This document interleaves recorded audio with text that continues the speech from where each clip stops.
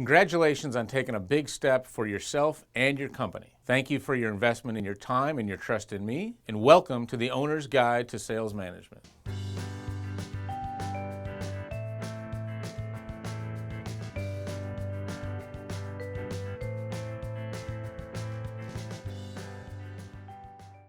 This guide is a result of my 25-year career in sales management as a professional in the trenches, roll up the sleeves, paid to be a sales manager.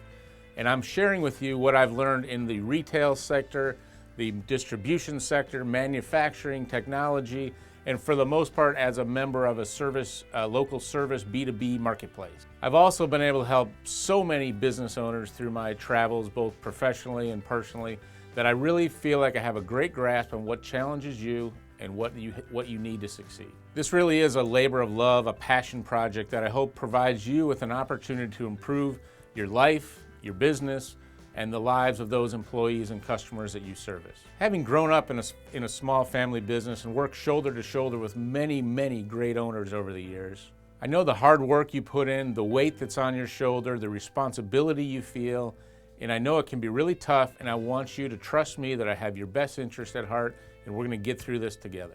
Perhaps the most complicated, most critical decisions you're gonna make as an owner revolve around the roles and the decisions of having a sales rep as part of your team. Their upside potential can be enormous, but the downside risk can be disastrous. You need to be prepared. Together, we're gonna go through the whole life cycle of hiring a sales rep from the decision to do so all the way to the unfortunate conclusion that might come up as a part of it. I'm going to share with you what works and what doesn't work from my real life experience and what I've learned from those that I've helped. This is not a typical sales management training course that you could get anywhere, built for the masses. This is built specifically for you, my friend, the small business owner. If you're about to hire a sales rep for the first time, or the first time in a long time, or you already have some in place, and you're just not sure how to do it a little bit better or not at all, you're in the right place and this is for you. It was interesting, as I was designing this course, this whole concept of an owner wearing two hats, where they literally have an owner's hat on one second, then they have to put a sales manager hat on the next. That kept coming through, and I almost wanted to include a free hat with your purchase, but it's not cost effective. 1 minute you're the owner, ruler of all things, the master of the domain. You're able to make things happen. You're able to shift course on a dime. Everybody responds to you. You can close a deal without even thinking about it because you know all the details. And if you don't, you're the owner, so you can just make it happen. But when you're dealing with a sales rep, this very special breed of confident yet insecure, needy yet strong individuals that you catch at some part of their professional lives, a lot of things change. If you don't have a rep yet, you need to know that whether it's the right thing for you and your business, whether it's the right thing strategically, financially, and emotionally. This is a very complicated decision. And I cover this phase extensively at the beginning of these modules. So then you put your sales manager hat on, and all of a sudden you're recruiting, you're interviewing, you're onboarding on the onset. You're doing ongoing training. You're continuing to manage for years and years, hopefully. And then at the end, you might even be, doing some counseling and some firing. It's a different environment, and we cover that as well. So I know you already do the budgets, you do the hiring, the firing. You make big decisions all the time. Why is this any different?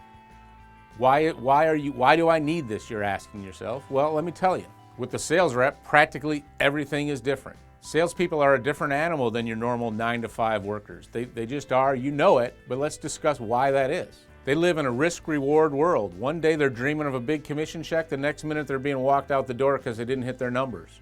That's not what your normal office worker goes through. When they arrive on your team, there's practically a parade in some cases. They're gonna bring you to the next level. They're walked in like the conquering hero without having done anything. There's big, giant emotions. Yet when they leave, they're blamed, they're ostracized, everything was their fault. That's not a normal emotional environment. You have a personal feeling about salespeople that's different from the traditional employee. There's an excitement, there's a fear, there's a frustration. They represent you in the marketplace against your competition. They're your outward identity. You're projecting yourself through them. There's so many things that go through your day-to-day life with a salesperson that you just need to sort of get a handle on. They represent winning and losing, growing, dying, shrinking, expanding. they have a lot of your hopes and dreams built on, weighting them down as they show up to work every single day. So if you add up these differences, you realize this is a different package. These people need to be managed differently than I'm used to. They need to be coddled a little bit. They might need to be prodded as well. They need carrots and they need sticks. That's just how it works with a salesperson. And if you're not used to that, it's going to take some training, some evolution on your part. Managing salespeople is an art and a science. It's a blend. It's all these different things. And trust me, it's a hard enough job if you're not the owner. And if you're the owner, which you are, it's 10 times harder. In large companies where sales managers are fairly common in some of the roles that I've had, the sales manager is basically a professional buffer, like a position coach on a football team. Let's say the quarterback coach. They deal with the quarterback. Yeah, the head coach is mad at you. The GM might want to trade you. But there's this bond, this trust, this relationship that they know the quarterback coach is my guy and he's going to lead me through this. That's what you do as a sales manager. You protect the salesperson. You coddle, like I said, and you beat them up a little bit as it's needed. Great trust and confidence is required, and if you fail them in that way, the bond just isn't going to be right, and their performance is going to suffer, and as a result, your company is not going to get nearly the return on its investment that it deserves. So it's asking a lot of the owner, you, to do this role. As the owner, that relationship is much more raw. It's much more edgy. There's a lot more risk riding on it. The P&L isn't some fictitious number in a corporate report. It's essentially your wallet. It's close. It's intimate, and that escalation can really do some damage. But don't worry, I have a plan. This guide is for you, and we're going to execute it together. I chose to do this in an outline course because I feel it much better matches your schedule, your needs, where you are in the life cycle of this process. It's faster, it's available online, you can pick it up in little bits and pieces as you need it, you can share it with other parts of your team. It's much better, it's a better way to absorb this information. I built it chronologically from the beginning to the end of the process, but feel free to jump in and out as needed. Whichever modules you have a specific need for today, you'll be able to pick it up right where you need it.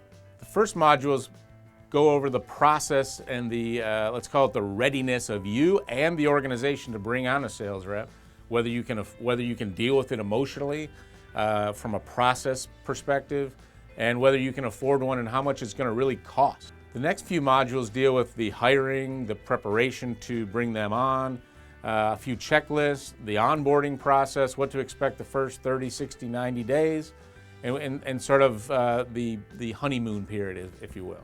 After that, we tackle something that unfortunately you may be already in need of, and maybe you needed it years ago, which is the active grind of sales management, the week to week, day in, day out type of behavior that I've experienced for 25 years, but a lot of owners out there, and hopefully you're not one of them, but you might be, that you just don't know what to do with a salesperson. You sort of take them as they come, they do what they do, that's sales. I've seen that thousands of times. And there's something much, much better than that. And of course, not every rep is right for your company. There's a time to counsel them out the door. As I say in the course, plan A is to keep them and make them better, but plan B and C don't end very well for the rep, and they're stressful for you, they're emotional for your whole company, and I'm going to give you the sort of how-to guide as to how to make that work. Unfortunately, a lot in my life, I've probably fired a couple NFL teams worth of reps, and I know what you're going through, and we're going to get through it. The very last module is something that's maybe only I could bring to you, and it kind of answers the question of whether you should actually hire a sales manager instead of doing it yourself, or promote a rep. I have some very pointed opinions of that, and I'll give you a spoiler alert, it's not a good idea. So no matter where you find yourself on this sales management treadmill, beginning, end, middle, all those places in between with different people, there's a spot for you in this course. It's going to make your life a lot better. It's going to help your reps. They're going to appreciate it. Your entire company is going to thrive much better, and you'll get hopefully a little bit more sleep every night.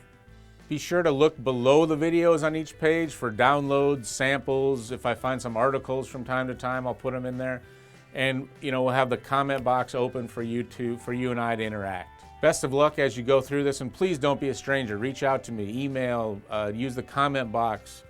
look me up on LinkedIn, send a carrier pigeon, whatever it takes. I'm here to help you. Let's have some great success together.